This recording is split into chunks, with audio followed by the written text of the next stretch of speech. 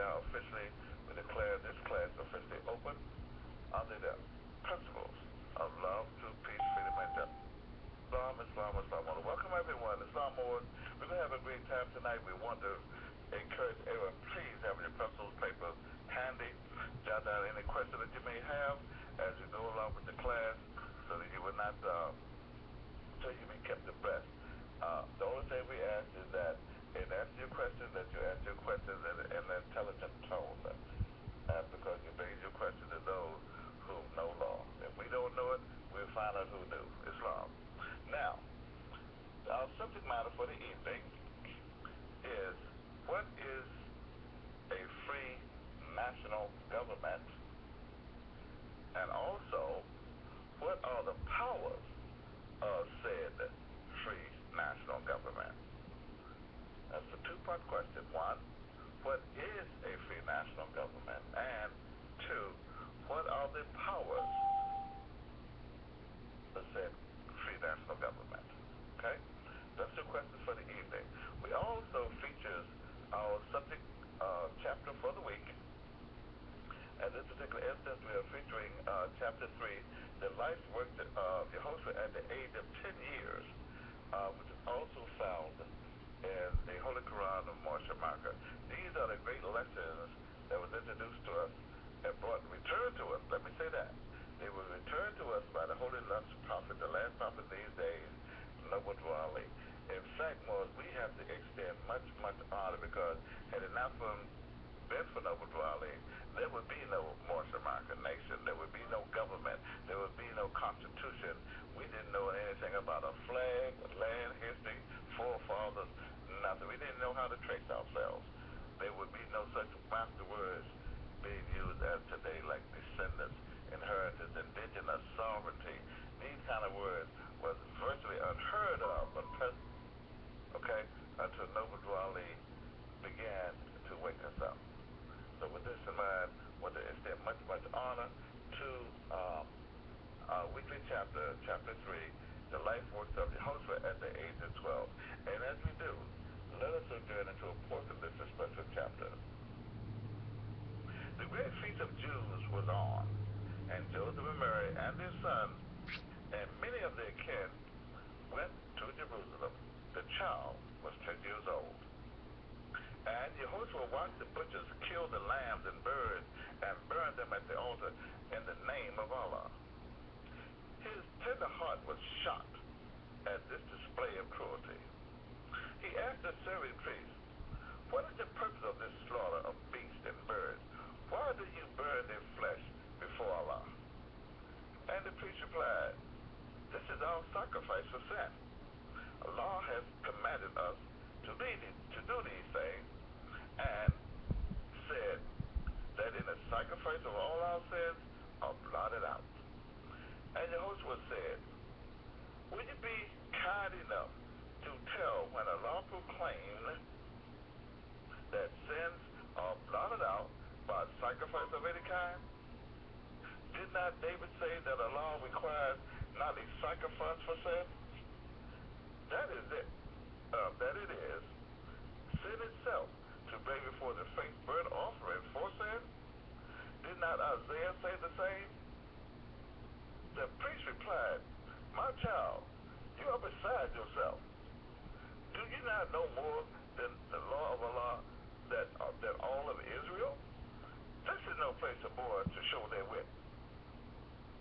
But YEHOSHUA heeded not his taunt unto Hillel and said to him, "Rabboni, I would like to talk with you. I am disturbed about this service. I thought the temple was the house of Allah, where love and kindness dwell. Do you not hear the bleating of these lambs, the pleading of those doves that men are killing over there? Do you not smell the awful stench of burning flesh? Can you be kind and just and still filled with cruelty? And Allah that makes delight in burning flesh, let me correct that. And Allah that takes delight in burning flesh and blood is not a law of love. He is not my father. I want to find the law of love, and you, my master, you are wise.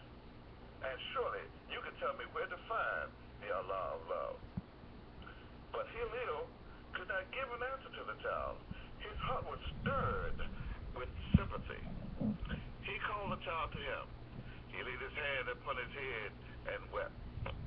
He said, there is an Allah of love, and you shall come with me, and hand in hand we will go forth and find the law of love.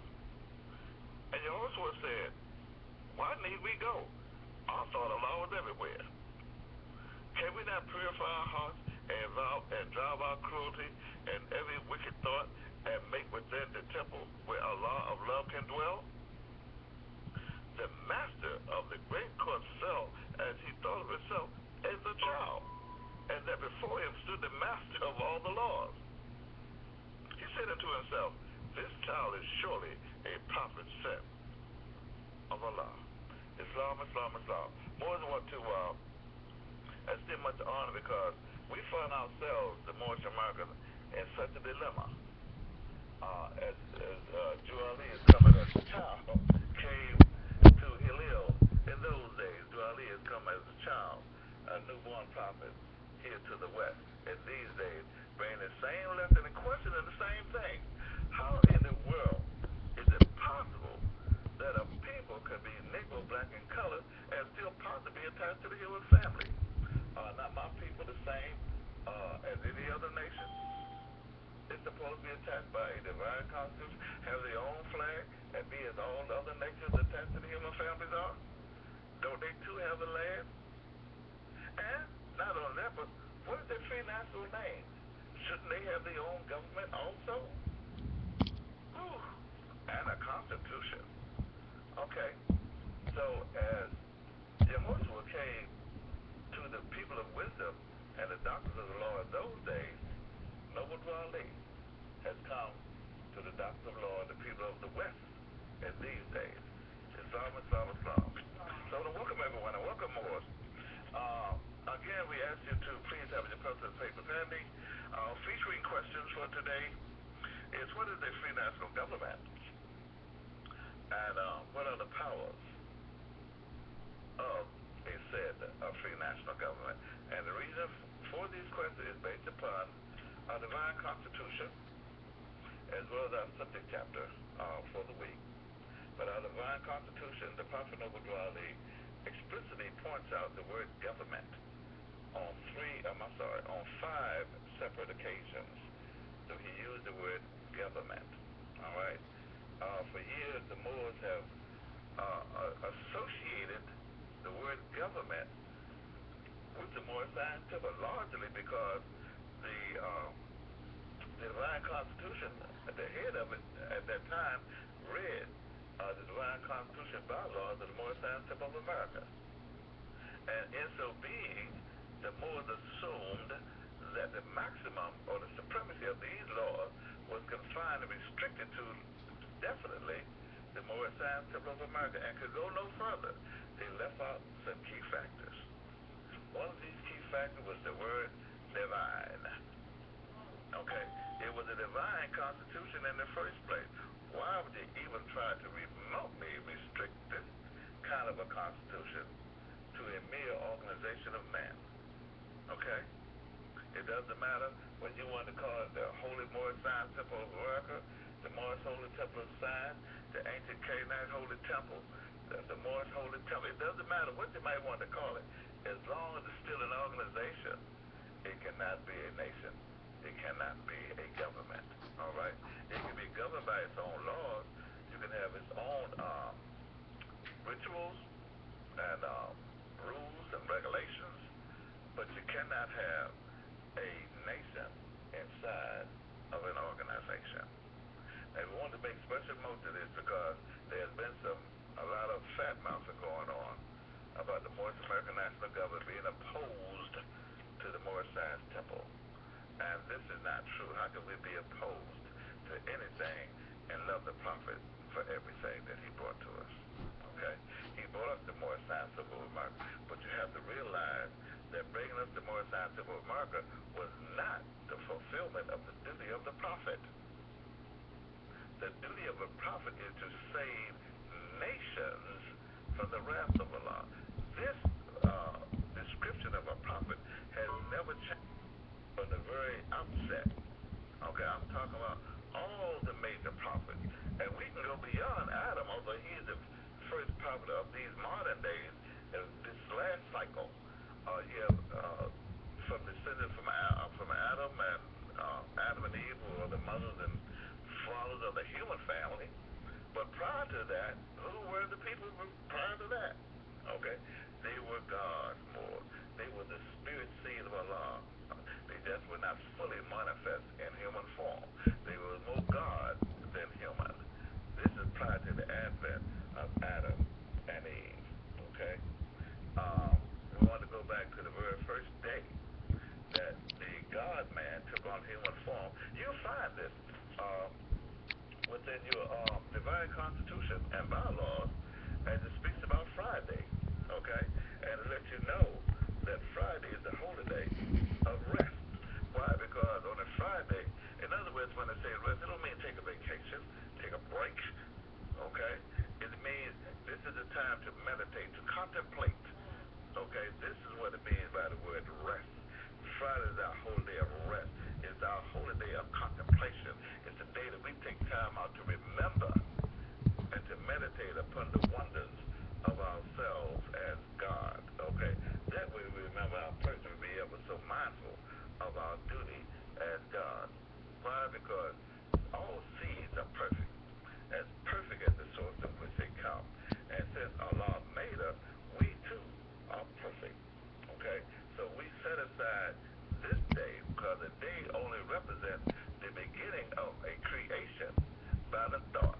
And from the time that thought began until it was fully manifested, that is a day. For the time you conceived the thought until the thought was fully manifested became a day. So what we have is, according to chapter 1, since the seed of Allah is, then he planted this seed into a mother in which a child could grow apace.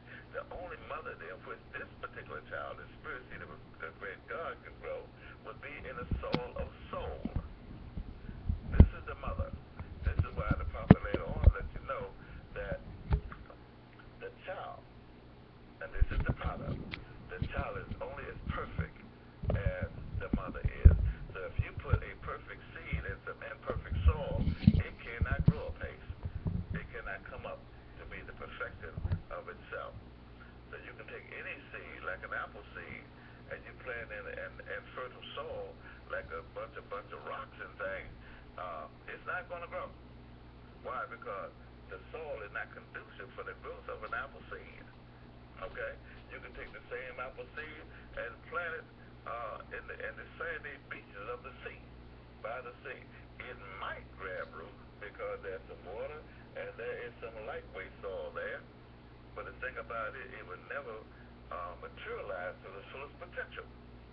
In other words, it might come a little twig, the semblance of a little tree maybe, okay? But it would never produce apples. And those apples would never produce more seeds so it can grow apace. But if you plant in the fertile soil in which the seed is designed to grow apace, then you will have a full-grown apple tree and the seeds therein. Like so, the divine seed of the great, from the heart of the great God Allah, was planted to a soul of soul, where that he could be able to think and reason and exercise his will, okay, even have understanding and the power of remembrance. This is the soul of the mother in which the spirit seed of the great God was planted in order for it to make the complete circle. Go right on to the fall of human nature, okay, and then come up to itself and be God again. So with this in mind, Moors, we want to realize that the reason why nations came into existence was within the comfort that they found within their own zone of protection and security. This is why a nation came into existence. When man found himself that, whoa, wait a minute, we have to stay together. And we have to find enough love and concern about each other that we can have guidance as well as protection amongst ourselves, because as long as we stay divided here, something's going to eat us individually, one by one. And this is oftentimes, and I don't like to use this as an example too much, but I will. This is often why the lamb or sheep are used as an example.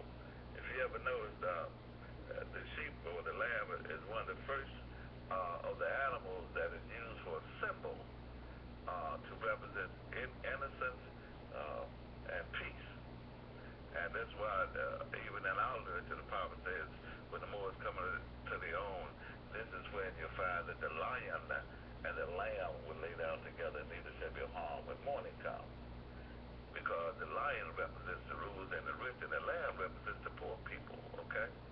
Well, on the other hand, that same lamb here, well, he also represents a little bit of ignorance, too, because one thing about a lamb, if you get a bunch of sheep together, then that old predator, a wolf, can come along, and every day he can take one of them sheep and just take them on out the herd and go and feast and have a good time, all right?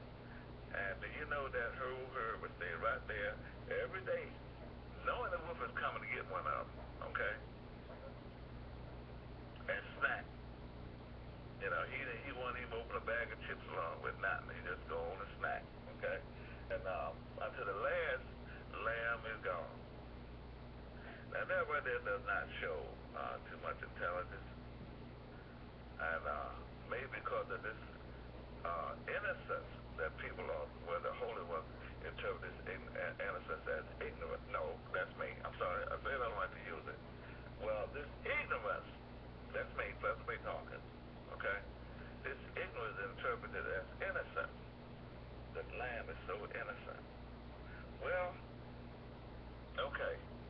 We'll leave that alone for right now. But going on, that's why the lambs are used, okay? Now let's get back to our subject matter. When we ourselves find out that we have a lamb here on earth now,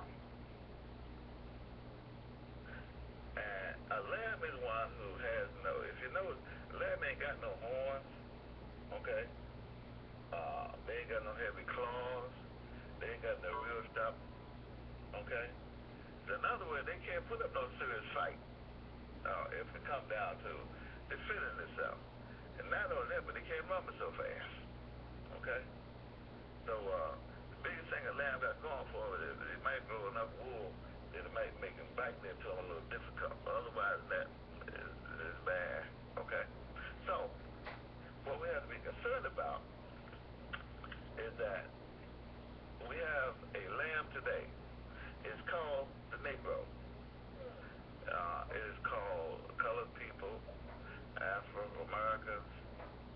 The same lamb is called nationless Moors. Now, this is taken to a higher level, but lambs do grow up to be sheep. But the habit is still the same. A sheep ain't nothing but a baby lamb grown strong. It's still the same thing, okay? So, you have those Moors who are aware that, wait a minute, I ain't no Negro, black and colored, but also, they know about governments too. You hear them talking about all on the internet, and they speak about their different other free national names. They describe themselves other than what they really are. They won't call themselves lambs or sheep. They call themselves something else. Well, so did the wolf. The wolf was called delicious, wholesome, and things like that.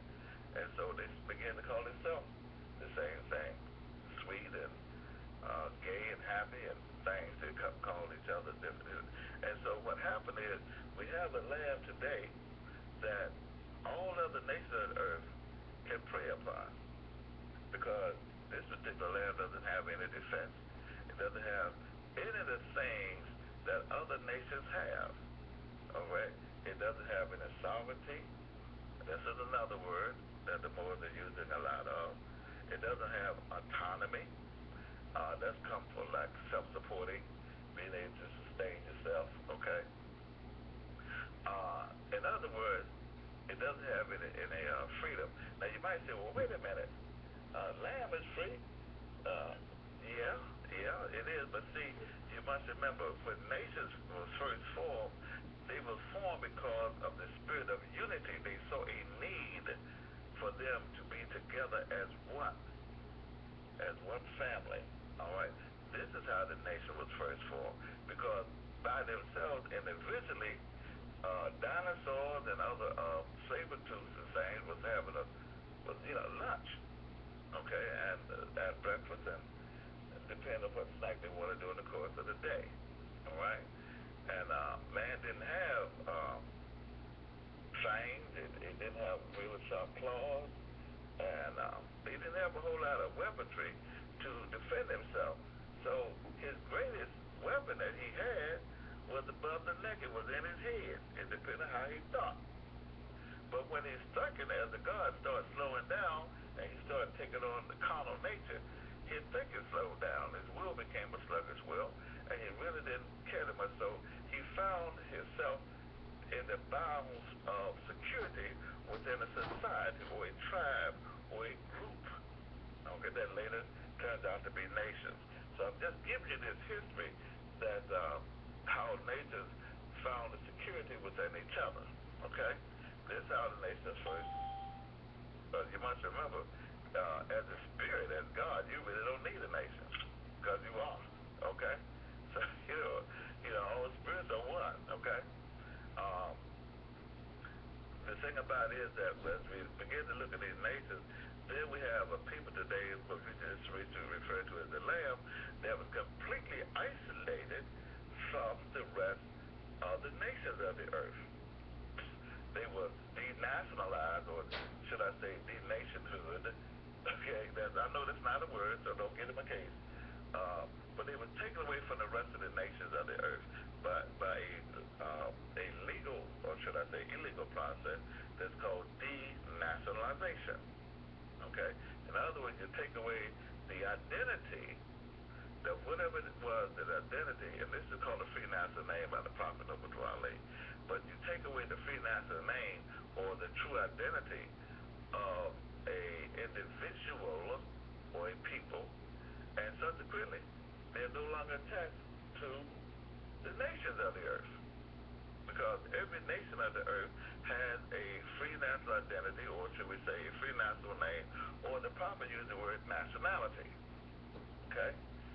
So in using this word nationality, which is your free national name, then this right here is what connects you and attaches you as a family, tribe, or group, or nation to the human family of nations.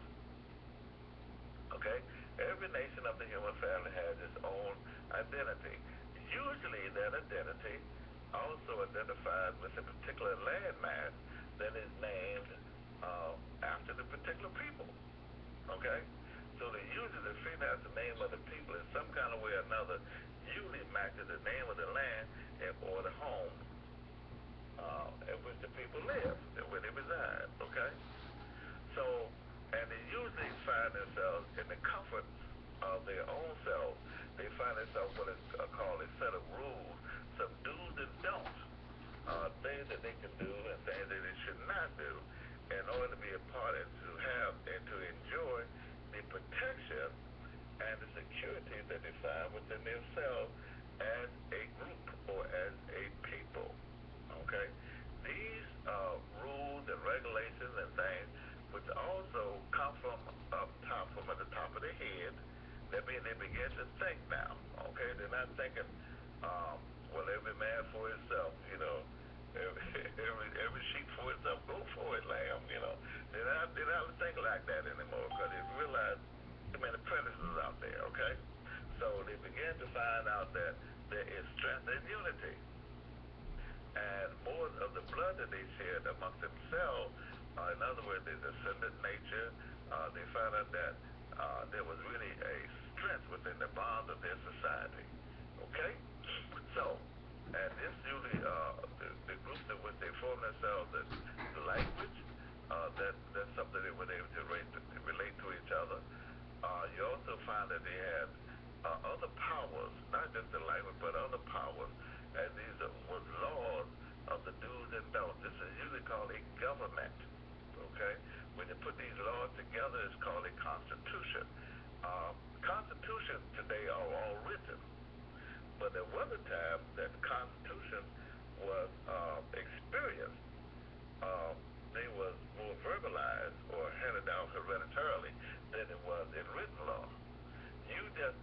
automatically knew because the parents taught you, just like a grown chicken would teach a baby chick how to be a chicken. Well, the parents taught you how to be secure within the tribe, within the family, or within the nation, within the government. Obey these laws, and you'll be just fine. Okay, you would go from a little boy and to a manhood. You go from a little girl into womanhood, and then motherhood, and a fatherhood, and all the rest of the hood, nationhood, and stuff. So, with these laws being carried on, this is what we want to introduce today. Okay? So I did all this right here more to bring you in tune with primarily Act 6 and to let you know exactly where it is where we are along the way. Now, in Act 6, our subject matter, you'll find the word government in Act 6. You also find the word nationality is in Act 6. You're also going to find recognition is in Act 6. Virtually everything that's dealing with our subject matter. The subject matter is what is a free national government, all right? And when you look up, even in Black's Law Dictionary, well, I want to spend much honor to Brother Misha L. for sending me a third edition of Black's Law Dictionary, which is real rare to run across them today. Okay, so send much honor to him for blessing me with one. And the definition for a national government is that, and I quote, national government is the government of a whole nation. Okay? A national government is the government of a whole nation as distinguished from that of a local or territorial division of a nation. It's also as distinguished from that league of confederation. A national government is a government of the people of a single state or nation. Okay? All right? This is a government. Now, bear in mind, Moors, that the Prophet Noble Drew Ali is such a, I didn't want to hold him down to being an Egyptian master, but he's such a holy prophet that he was able to bring these teachings to us right in the midst of a people that, the United States, and still not think that we was meaning them any harm, because we don't. What we're trying to do is help ourselves be ourselves. And there's nothing illegal about that. Now, there is some a lot of illegal things going on. They even got it so bad they call it terrorism now. Most of the terrorism is come behind paranoia, so I'll show you that. Okay? But the thing about it is that you are perfectly right, as we was reading from the Declaration of Human Rights of Indigenous Peoples for the United Nations that has been voted on by the nations of the earth, okay? And they are very much in guidance and protection of us, the Moorish Americans, who are very much indigenous to the continent of the Americas, okay? As well as being descendants of the ancient Moabites, okay? So I want to encourage everyone to latch on, hold to the importance of what is a free national government. Your free national government, the government which you can live, is your free national government, okay? The United States, and bear in mind, I don't want nobody running out of here, play this back, Mr. Obama, play this back, Mr. CIA, Mr. FBI, you know, play this back, because listen at it. He said the United States is that y'all ain't our government. This is true. In order to be a nation of people, you must have your own constitutional laws, your own government, okay? Otherwise, you can't even call yourself a free people. Anybody who calls themselves under the Constitution of the United States is hereby property of, you may be called a citizen, but technically since they voted out citizenry in 1871, then you are technically property of the corporate United States. Okay? Now, this is the law that holds true and is backed up by the 14th Amendment. if you read, which was designed for the Moors before they could wake up out of slavery good, okay? But when the United States gave up its sovereignty and went back into being a corporation again in 1871, then this means that corporations cannot own people. They cannot have citizens, okay? So these terms, and what you give me the definition of, all right, this means that in order for you to become a citizenry of the United States, also have your own sovereignty or government in which you derive your citizenship from in the first place. That's where you can have dual citizenship, or you can be naturalized into another government voluntarily, okay? It not be, whoa, this is not going to be good, okay? That's an error, okay? We have a severe thunderstorm here, so hopefully we'll be able to sustain this call. Okay, but anyway, what is the free national government? A free national government is a set of laws, the rules, and regulations that is empowered by the people for the benefit, guidance, and dignity of that special people, okay? And first of all, you must be a nation of people in order to have a national government. The root for government is the word nation. National has the word nation in front of it, right in the heart of it, okay? What are the powers of a government? The prophet clearly said that in order for you to be a man or a woman, okay, then you must have free national standards, which is your government. You must have free national principles and power. All these you'll find within the confines of your government. These are your set of laws, and that's what your Constitution is. Your divine Constitution describes everything you'll ever need to know about being a Moorish American. Is right within the Constitution, that divine Constitution, okay? That the Prophet Noble dwelling later in Act 7, he described as a divine covenant, okay? But it is indeed your Constitution. You have a divine Constitution because you are a divine people. You are a holy people. You are a people of infinite wisdom. Okay, with this in mind, your Constitution can't be nothing but a divine Constitution, okay? We also want to speak about when it comes out to being a nation of people, you talk about a people or the aggregation of men existed in any form of organized dual society. This is definition also comes from Black's Dictionary. This dual society meaning the people that is governed by judicial codes or judicial laws, okay? And we want to exercise these special powers. This brings us to focus again, your government, all right? Your government is the sovereignty or the supreme power of a particular state or nation. This, again, is the legal definition. Now, more these legal definitions is because Noble Dwelling, the Holy Prophet, used all these terminologies, okay, prior to the advent of what we're talking about now. The more didn't understand what the prophet was talking about, but look at the words that he used in his Constitution and bylaw. Look at the word that he used in his Holy Quran. Look at the word that he used in his proclamation. Okay? All of these terms lend itself towards the freedom and the continuity of us as a nation of people with our own government.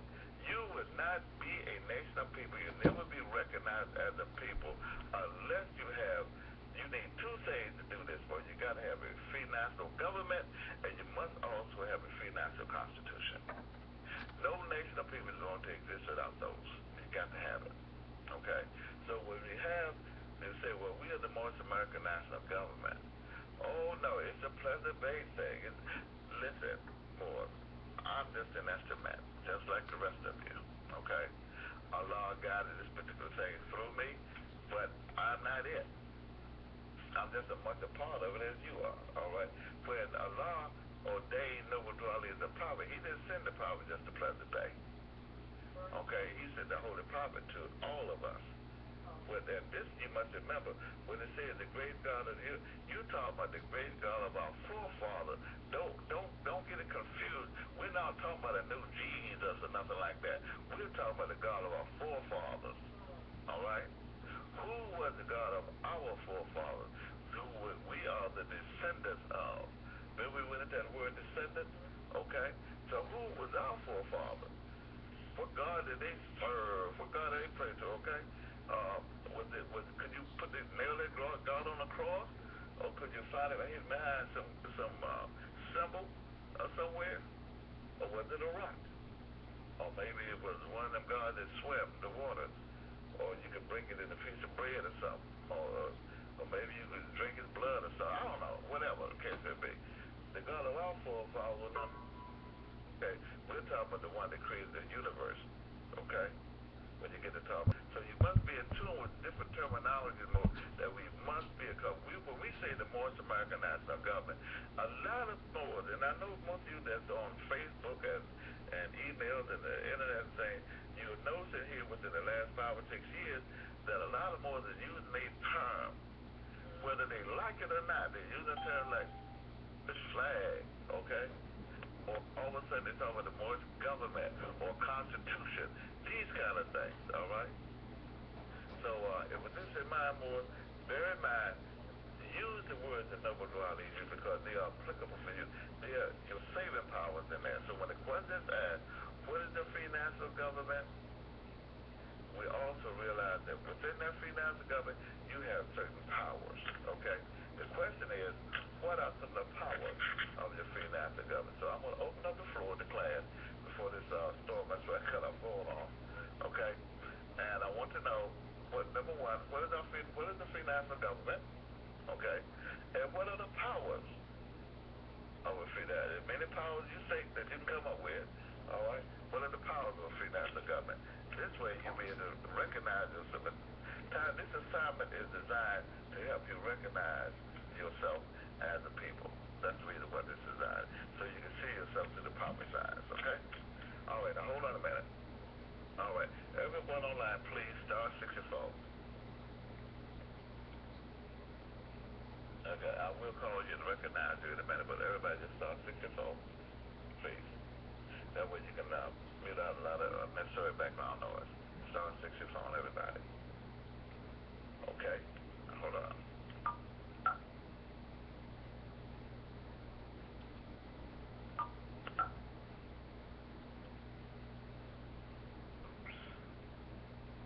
Are you there? I'm not there.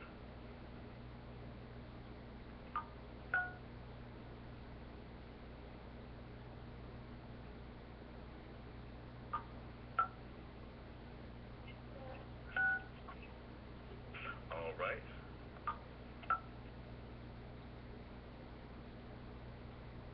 All right, thank you. Hold on. I'm on call on a set there for a minute. A set. Stop for a second, please. It's on. So did you hear the class? Yes, sir. Oh, okay. All right, thank you. All right, Moore. Anyway, in answer to the question, our subject matter is, what is a free national government and what are the powers of a free national government? So anyone that think they have the answers, okay, please start your phone and I'll recognize you.